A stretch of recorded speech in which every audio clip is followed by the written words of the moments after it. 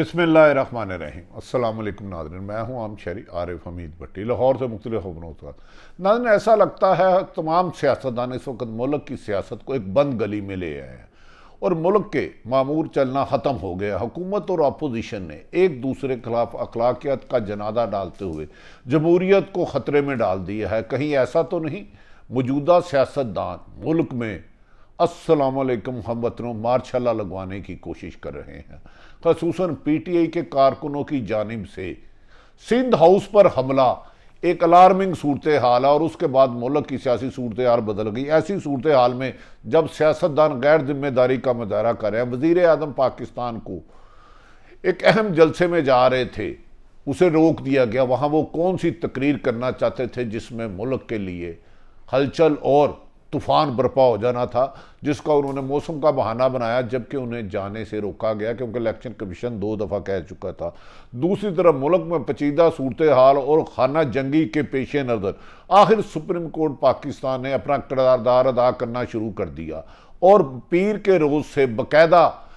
अदम एतमाद पर पुरअमन तरीके से चलाने के लिए और डी चौक में हुकूमत और अपोजिशन के जलसों के खिलाफ रोज़ाना की बुनियाद पर हेयरिंग शुरू कर दी। क्या नाजरीन, ऐसा लग रहा है कि दूसरी तरफ हुकूमत ने अपने मुनर्रफ अराकीन को नोटिस जारी कर दिए पीटीआई ने, जबकि नून लीग से इनके राब्तों के सिलसिले जारी हैं। ऐसा लगता है कि मुल्क का सियासी निज़ाम मलिया मेट किया जा रहा है। दूसरी तरफ यह भी कहा जा रहा है कि लंदन में बैठे एक शख्स साबिक वज़ीर आज़म पाकिस्तान में अरबों रुपए की बोलियाँ लगा रहे हैं और ये इल्ज़ाम हुकूमती अरकान समेत वज़ीर आज़म पाकिस्तान लगा रहे हैं। तफसीलियत कुछ इस तरह है कि हुकूमत के खिलाफ अपोजिशन ने अदम एतमाद तहरीक पेश की और इसमें कमो बेश 30 के करीब उनके मुनर्रफ अराकीन थे, जिनको अपोजिशन ने हुकूमत ने पहले दबाने की कोशिश की, उनके घरों में हमले कराए, उनके खिलाफ हमला किया। इस दौरान हुकूमत ने इल्ज़ाम लगाया कि अपोजिशन पीटीआई के मुनर्रफ अराकीन को 20 करोड़ रुपया फीकस दिया गया है और सिंध हाउस में रखा गया है, जिस पर अराकीन असम्बली ने इस बात की तरदीद की और साबिक वज़ीर आज़म यूसुफ रज़ा गिलानी ने कहा सिंध हाउस में कोई भी मुनर्रफ रुकन नहीं है, जिसके कुछ देर बाद मीडिया को एक प्लानिंग के तहत वहाँ बुलाया गया और मुनर्रफ अरकान ने कुरान पर ओथ रख के कस्में खाई कि हमने कोई पैसा नहीं लिया, अपनी मर्जी से ठहरे हैं, फेडरल लॉजेस में हमारी ज़िंदगियों को ख़तरा था, हमने अपने आप को महफूज करने के लिए यहाँ पनाह ली है क्योंकि हमें हमारी मर्ज़ी के मुताबिक वोट डालने से रोका जा रहा है। याद रखें कि अभी भी किसी एक मुनर्रफ रुकन असम्बली ने अपने वोट किसको डालना है इस पर नहीं कहा। दूसरी तरफ नाज़रीन, वज़ीर आज़म पाकिस्तान ने आज कोर कमेटी का इजलास बुला लिया। कल रात मुख्तलिफ अफवाहें इस्लामाबाद की हवाओं में गर्दिश कर रही थी कि मुल्क में ये बड़ी तब्दीली आ गई, ये बड़ी तब्दीली आ गई। क्या लगता है आने वाले दिनों में सियासतदान ने सियासी अखलाकियात को जहां दफन किया वहां कानून और आइन को भी तोड़ना शुरू कर दिया। सिंध हाउस इस्लामाबाद में सिंध हुकूमत की प्रॉपर्टी है, वहां ज़बरदस्ती 2 एमएनओ का जाके दावा बोलना, लड़ाई झगड़ा करना और कुछ ही लम्हे बाद उनको रिहा कर देने के बाद आज सुप्रीम कोर्ट ने के सदर एसर बून ने कहा था कि अदम एतमाद पर लोगों को धमकाया जा रहा है, किसी को वोट नहीं डालने दिया जाएगा। दूसरी तरफ 27 मार्च को वज़ीर आज़म पाकिस्तान ने पाकिस्तान की तारीख का सबसे बड़ा जलसा यानी कि 10 लाख का दावा कर दिया है और ऐसी सूरत हाल में अपोजिशन जमात मुस्लिम लीग नून, पीपल्स पार्टी, मौलाना फजलुर दीगर अराकीन ने भी अपने लोगों को डी जून यानी कि रेड जोन जहां 144 लगी है पहुंचने का और इस तसादम में बड़े पैमाने पर इंसानी जिंदगियों का ज़िया हो सकता है, जिस पर सुप्रीम कोर्ट ने फौरी तौर पर आज ही केस को सुना और पीर को कहा कि आप इसकी रोज़ाना हेयरिंग होगी। और ये भी जब इस पर अटारनी जनरल ने कहा कि वो सदारती रेफरेंस दायर करना चाहते हैं मुनर्रफ अरकान पर, जिस पर सुप्रीम कोर्ट के मोहतरम जज साहबान ने फरमाया कि आप भी अपनी एप्लीकेशन इसमें कर दे, इसका इकट्ठा फैसला करेंगे। उन्होंने इसमें बरहमी का इजहार किया कि मुल्क में कानून को मजाक बनाया हुआ है। एक किसी भी सिंध हाउस में दीवारें फलांग के जंगले तोड़ के जाना आईनी है। नाज़रीन, दूसरी तरफ वज़ीर आज़म पाकिस्तान इमरान खान को उनके करीबी साथी इस वक्त उस खतरे के रास्ते में ले आए हैं जहां हुकूमत के जाने के बाद अचानक कोई बड़ा ऐलान हो सकता है, क्योंकि मुल्क का सूरत हाल में खाना जंगी की सूरत हाल हो गई है। कुछ अराकीन के घरों के बाहर बाकायदा हिकमत अमली के तहत मुजाहरे कराए जा रहे हैं, उनके घर आओ जलाओ की धमकियाँ दी जा रही हैं और उन्होंने मुकदमात के इंदराज के लिए पर्चा दरख्वास्त भी दे दी है। दूसरी तरफ कल रात कहा जा रहा था कि वज़ीर आज़म की अहम तरीन शख्सियात से मुलाकात हुई और वज़ीर आज़म इस मुलाकात के बाद मुल्क में धमाका हेज ऐलान करेंगे, जिसके बाद मौजूदा सियासी सिस्टम और अदारों के सिस्टम में हलचल मच जाएगी और कोई ना कोई पेशकदमी होगी, जिसकी वजह से कहा जा रहा है पिंडी में एक अहम तरीन अदारे के लोग भी अलर्ट थे, जिस पर उन्होंने हुकूमत को मशवरा दिया कि आप अदम एतमाद को आइनी तरीके से नाकाम बनाएं, ये आपका कानूनी हक है। लेकिन आइन के मानरफ आप ये कहें कि आप किसी भी रुकन असम्बली को वोट नहीं डालने देंगे, 63A की तशरीह इसके बिल्कुल बरअक्स है, जिस पर वज़ीर आज़म जज्बाती थे और उनके बाद वज़रा जज्बाती थे। उनका कहना था कि मुनर्रफ अराकीन को वोट नहीं डालने दिया जाएगा और 10 लाख के मजमे से वो जाएंगे तो उधर से गुजरेंगे, सोच लें उनका अंजाम क्या होगा। ये ओपन धमकियाँ, ये कत्लो गारत करने की निशानी है। कहा जा रहा है कि अपोजिशन जमातें भी इस वक्त मुल्क में जमहूरी सिस्टम की बसात को लपेटने के लिए बैरूनी साजिशों के एजेंडे पर चल रही है और वो चाहती है कि मुल्क में पाकिस्तान में जो खारजी चैलेंज है इसकी वजह से मार्शला लगे और पाकिस्तान के लिए दुनिया पर पाबंदी लगे, जिस पर इस्लामाबाद पिंडी में अहम हलकों ने एक मीटिंग तलब करके मौजूदा सूरत हाल को आइन और कानून के मुताबिक चलाने का फैसला किया है। उन्होंने कहा हम हुकूमत के मतहत हैं, लेकिन ताहम कोई भी गैर आइनी काम ना करेंगे ना होने देंगे। ये पैगाम जब वज़ीर आज़म हाउस पहुंचा तो उधर उनकी कुर्सियां हिल गई कि अगर ऐसे मौके पर अगर तबाही होती है और आवाम का हजूम एक दूसरे से कत्लो गारत करता है तो ताकतवर हलकों ने न्यूट्रल रहने का कह दिया है, जिस पर वज़ीर आज़म पाकिस्तान ने कहा है कि वो आखिरी लम्हे जब समझेंगे कि अदम एतमाद कामयाब हो रही है तो इसके पीछे गैर मुल्की एजेंडा है, तो वो मुल्क में एक बहुत बड़े ओहदे को सैक करने का हुक्म देंगे। नाज़रीन, ऐसी सूरत हाल में अहम हलकों ने फैसला किया है किसी भी तौर पर किसी आइनी ओहदेदार के खिलाफ इंतकामी कार्रवाई नहीं होनी जाएगी और मुल्क अवाम और मुल्क की ज़मीन की हिफाजत के लिए हर मुमकिन इक़दाम किए जाएंगे। मौजूदा सूरत हाल पर ऐसा लग रहा है कि किसी भी वक्त आप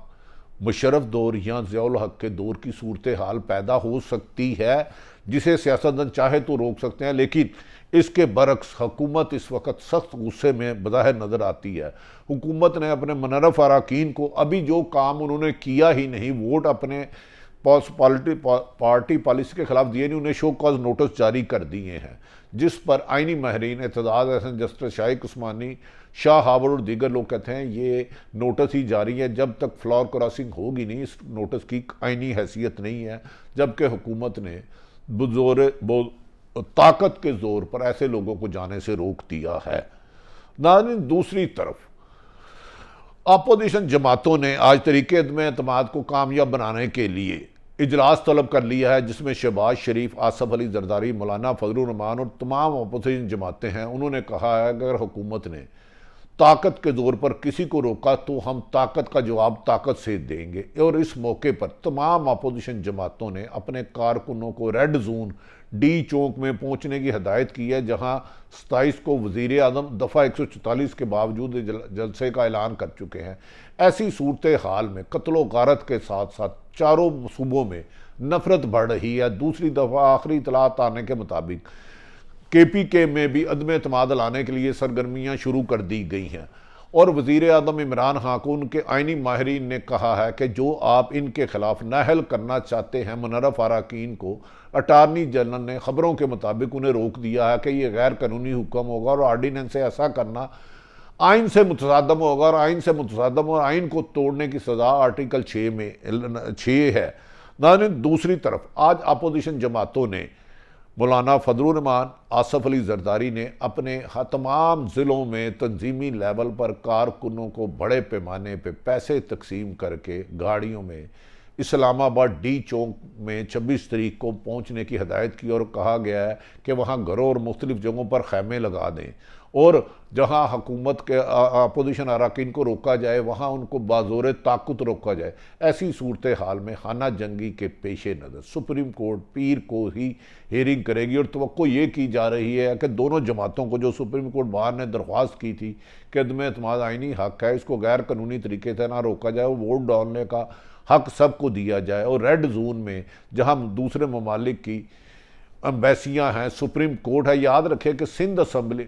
हाउस में जो हमला किया गया उसके कुछ फासले पर चीफ जस्टिस ऑफ पाकिस्तान का घर है और आगे जजेस कॉलोनी है। ऐसा लगता है कि तो हुकूमत और अपोजिशन के चंद शरारती लोग जमहूरियत की बसात लपेट कर मुल्क में मार्शल लॉ चाहते हैं, जबकि वजीर आजम इमरान खान की जगह सेकंड वजीर आजमशिप करने वाले आजम खान को एक वर्ल्ड बैंक की नौकरी में पिछले हफ्ते में खबरों के मुताबिक बैग डेट में उनकी ऑर्डर कर दिए गए और उसकी कानूनी कार्रवाई भी पूरी नहीं की, क्योंकि कहा जा रहा था कि अपोजिशन ये मुतालबा कर रही थी कि वजीर आजम के प्रिंसिपल सेक्रेटरी आजम खां और दीगर 5-6 लोग वजीर आजम, वजीर आला पंजाब और चंद लोगों के नाम ECL में डाले जाएं जिन पर मुबैना अरबों रुपए की करप्शन के इल्ज़ाम आता है। लेकिन कुछ लोग, प्राइम मिनिस्टर हाउस राय का कहना है कि आजम खां ने एक हफ्ते पहले की बैक डेट में अपना ऑर्डर करा लिया और इसमें पैनल भी नहीं बनाया गया और इंटरव्यू भी नहीं किए गए। वर्ल्ड बैंक की जिसकी नौकरी पर लगाया गया है, कहा जाता है कि प्रिंसिपल सेक्रेटरी की उस पर कोई एक्सपीरियंस भी नहीं है और उनकी रिटायरमेंट भी करीब है। ऐसी सूरत हाल में अपोजिशन आज हिकम अमली बनाएगी कि 23 मार्च के फौरी बाद अपनी नाकाबंदियाँ कर लेगी डी चौक में, जबकि हुकूमत ऑलरेडी वजीर फवाद चौधरी, असद उमर, मुराद सईद और दीगर वज़रा ऐलान कर चुके हैं कि किसी मनरफ अरकान को वोट डालने नहीं दिया जाएगा। ऐसे में टकराव में क्या मार्च में जमहूरियत ही क्विक मार्च होगी या सियासतदान हिकमत अमली अपना कर एक दूसरे पर इल्ज़ामात और कत्ल और धमकियाँ देने की बजाय आइनी रास्ते से इसको नाकाम बनाएंगे, जो वज़ीर आज़म इमरान का हक है। अगर वज़ीर आज़म इमरान खां इस वक्त दानिशमंदी से काम लें और अपने खुशामदी लोगों का ना लें और अदम एतमाद को कानूनी तरीके से फेस करें और अपोजिशन में बैठ जाएं तो उनकी बेहतर हो सकती है। लेकिन उनके नादान दोस्तों ने ताकत से उनको ना सिर्फ इलेक्शन कमीशन से लड़ाया, अपोजिशन से लड़ाया,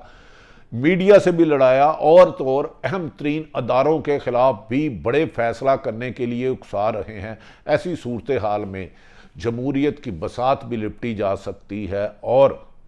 आने वाले दिनों में वो लोग जो दुनिया को, दूसरों को गिरफ्तार करने का कर रहे थे वो भी है। लेकिन ताहम हमारी आखिरी तलाम के मुताबिक वज़ीर आज़म इमरान खान ने अपने साथियों को कहा, अभी मैंने तुरब का आखिरी पत्ता रखा हुआ है, आप फिक्र ना करें, मैं अदम एतमाद की तहरीक को नाकाम बनाऊंगा या इस तहरीक के पीछे छुपे हुए लोगों को नाकाम बनाऊंगा। उनका ख्याल है कि उनकी हुकूमत गिराने में इंटरनेशनल ताकतें ज़्यादा सरगर्म हैं, एब्सोल्युटली नॉट वाले लफ्ज़ से हाँ, जबकि अपोजिशन कहती है ये उनका आईनी हक है। नाज़रीन, आने वाले दिनों में आप किसी भी वक्त किसी भी बड़ी खबर के मुंतज़र रहेंगे, क्योंकि पिंडी में सर जोड़ लिया गया है और ये फैसला किया है कि जमहूरियत को जमहूरी अंदाज से चलाने की तो इजाज़त होगी, लेकिन अनारकी और खाना जंगी की इजाज़त नहीं दी जाएगी। वज़ीर आज़म इमरान खां कौन सा तुर्ब का पत्ता चलेंगे और ये भी कहा जा रहा है कि अगर अदम एतमाद कामयाब हो जाती है तो नवाज शरीफ की ही पॉलिसी मुस्लिम लीग नून चलाएगी, यानी कि वो आकर इस्टेब्लिशमेंट और अदलिया से टकराव की